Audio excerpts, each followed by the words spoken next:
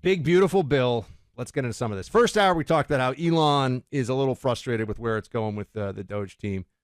And look, I think that no matter what, the Doge team has done a huge service just in telling us all about the kinds of wasteful spending and the amount of just nonsense that's going on with these payments. But we still come back to, like a lot of things, will Congress do anything about it? We're seeing where the limits of executive power are, I think, in some ways, the artificial limits, because a lot of what's being done to rein Trump in is just, it's purely partisan in nature. It's not, this is really about where executive power constitutionally stops and starts. There are judges who are just anti-Trump loons, and they want to stop whatever it is that Trump is doing. Right? We've seen that. That's obvious, and they're going to have to keep working through the courts on that. Yeah, Trump the tyrant. He's always like, yeah, I'll see you in court. We'll make the best arguments, and we'll see how this goes. It's not what tyrants do, as you know and I know, but anyway. I think that Trump is in a position right now where he has the most political capital he has ever had and the most ability to change things, but Congress is a big part of the equation. And so the limits of what can be accomplished here when it comes to this bill, the limits are, in many ways, I think, just self-enforced by Congress. And it does get me to this place of, eventually somebody's going to, and I'm not saying, we should get rid of the filibuster now because our guy's in charge. Because I know, this has been holding out for a while. And I think eventually it is going to go, because eventually people will tire of it. It might take a crisis, maybe even the kind of fiscal crisis that we're heading toward by not actually dealing with the debt, because we're not dealing with the debt. We're just not.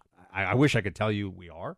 I think a lot of what's going to happen in this economy and in this bill is going to be great, and I'm very optimistic. But I'm very optimistic about the next year, the next 4 years. Am I optimistic about what this looks like in 10 years, 20 years? And that's really the question. And because of the structure and the nature of our political cycles, it's very hard to get anything done based on, no matter how much of a certainty it is, anything done based on how much of a certainty catastrophe is 10 years from now. I tell you in American politics that we are heading toward catastrophe in 10 years. Nobody cares. I tell you it's happening in 10 days. Maybe people pay attention. 10 months, probably. 10 years? Nope. Can't do it. Things will change. We'll figure it out. And, we've had Ron Johnson on the show from the Senate to talk about this. And he's a big Trump supporter, as you know, supports the agenda. And he still has his concerns. Now, it's got to go through the Senate side of things because, the House is when is the House on summer vacation? The House and like public school teachers, they get a lot of time off. Ron Johnson, this is cut 2. Here he is saying from the Senate side of things, he's got concerns. Play it. So you will vote to raise the debt ceiling if, in fact, you get these spending cuts that you're talking about?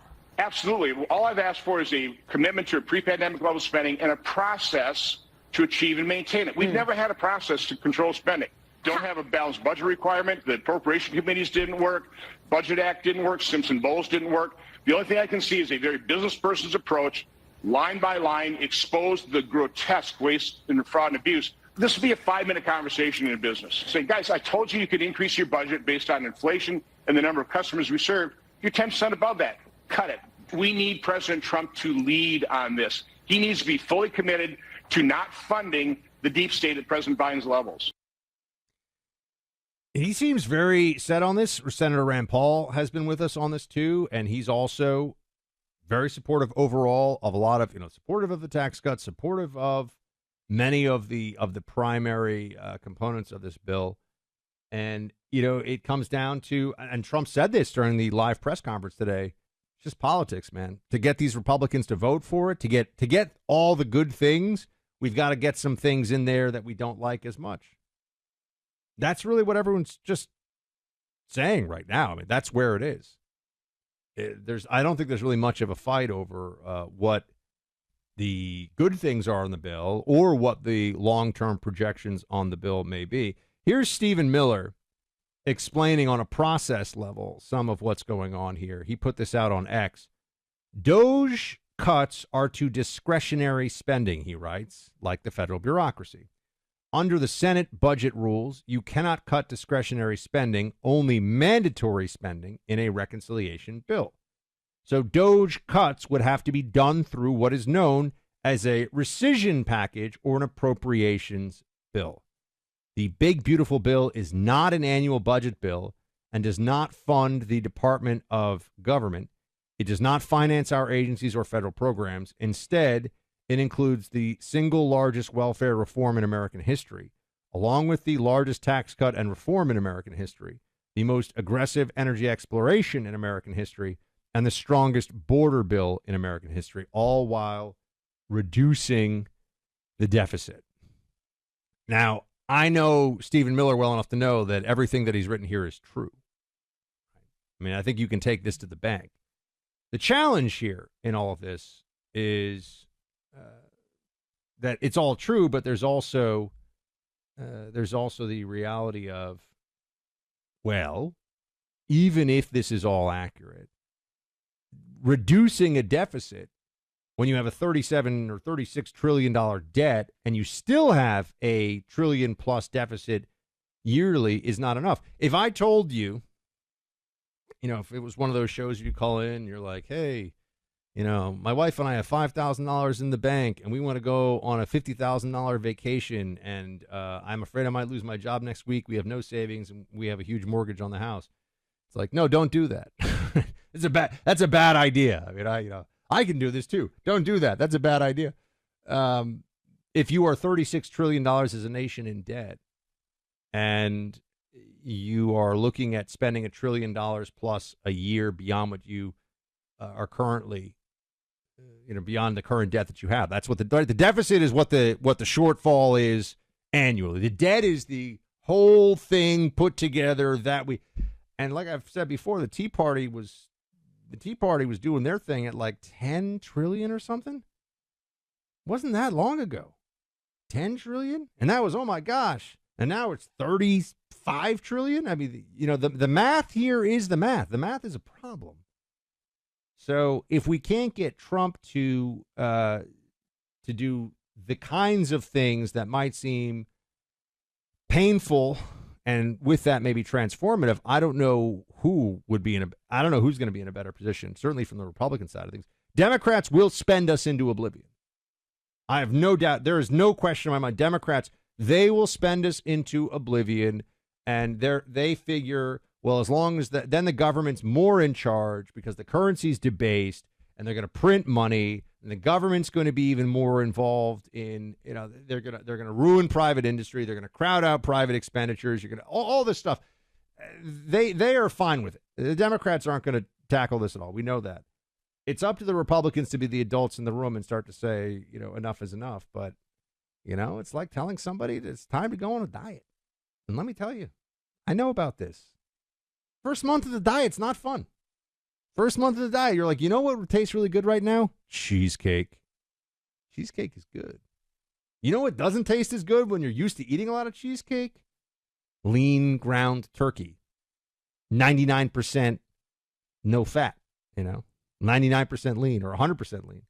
Doesn't taste as good. But you know what? It's important. It's important if you want to lead a long, healthy life to get to the place you need to be metabolically.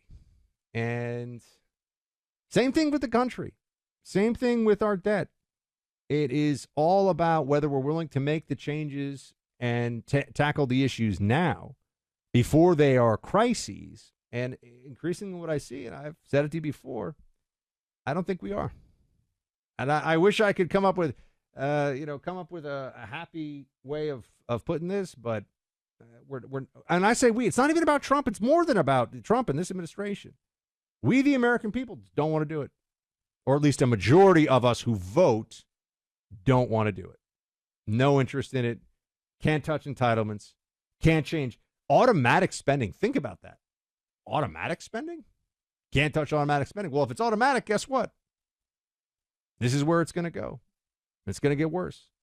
Now we can talk about some of the great things. Like I said, I think the next year, I think the economy is going to boom. It's going to be fantastic.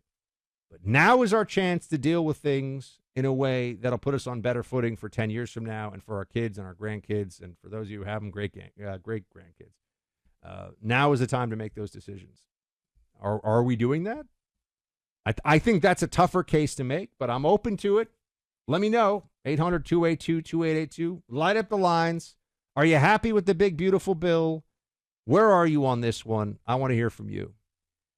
All right. Having a will is a good thing, and so is establishing a trust, depending on where you are in life and those you look after. You can find one story after another of people who pass away without a will, and it can get messy and expensive, cause stress in families. In many states, up to half an estate can be taken by the government in probate. Your will provides a clear path and direction for those members of your family working through a difficult time.